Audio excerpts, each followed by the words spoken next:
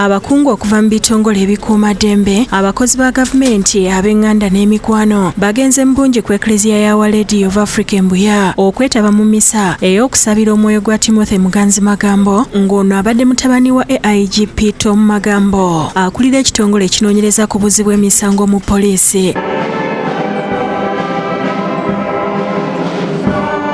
Death is a fact of life. That morning when that young man passed on,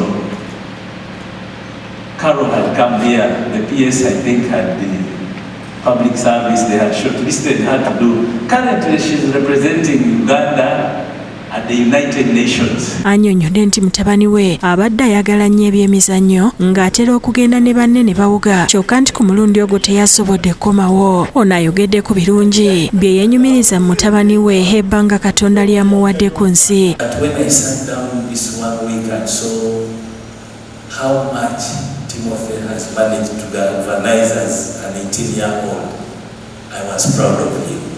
In the family, he was a very decent young man, very helpful. A very inspirational person. He was one of the best brothers that anyone could have asked for. My brother was an amazing person.